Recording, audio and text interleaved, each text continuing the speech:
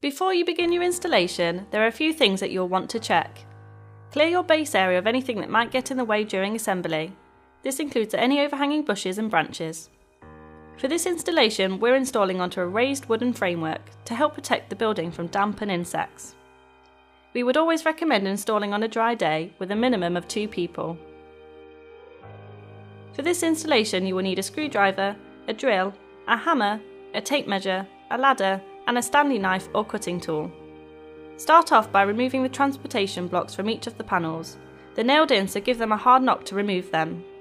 Don't try to pry them off as you might damage the framing. It's best to get the doors fitted first so that you can make sure they're level.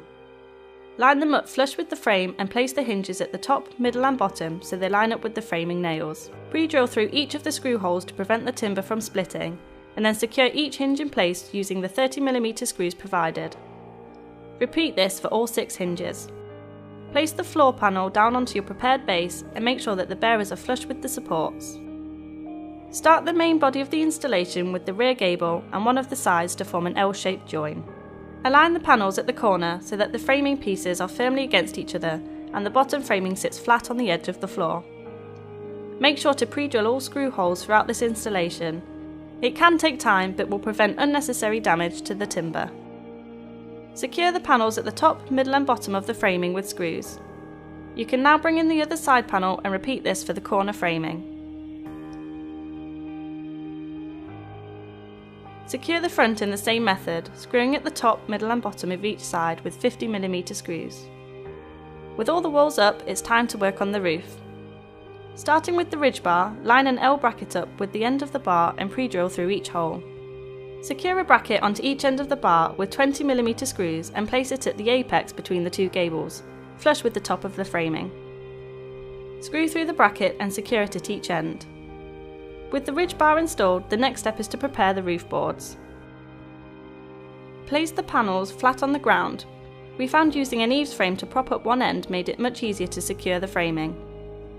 Slide an eaves frame under the edge of the roof board, making sure it's flush at the end and sides.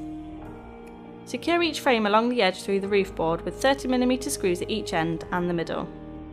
Slide the roof panel onto the gables until it reaches the ridge and secure in place through the board and into the framing below, along each edge.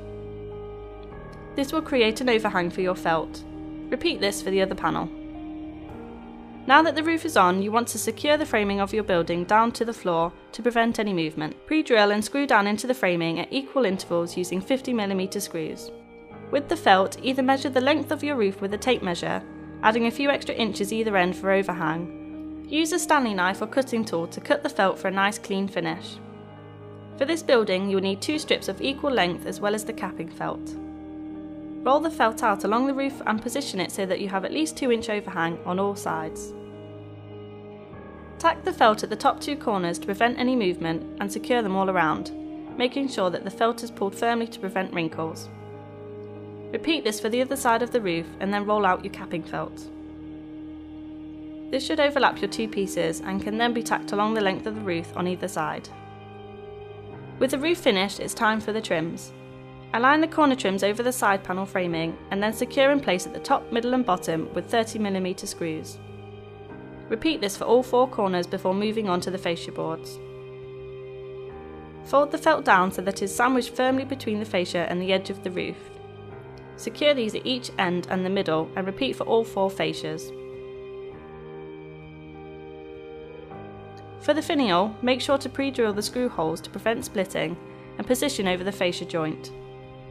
Secure a finial at each end with 40mm screws. With the windows, you're going to need to insert the plastic glazing strip onto the lip of the window. Place a piece of styrene in the window frame and cover the edge with the framing piece. Secure this through into the framing behind to sandwich the glazing in. Repeat this for the other window edge before securing both with the centre framing piece. The door blocks need to be placed on the top, middle and bottom of one door. This will become the slave door. Another block should be placed adjoining the centre block of the slave door, with all blocks being secured with 30mm screws through the front boarding. A turn button can be installed on the top and bottom blocks of the slave door. The door strips need to be placed over the door gap, with the shorter strip at the top of the doors. Make sure they are flush at the top and bottom to leave a gap between them.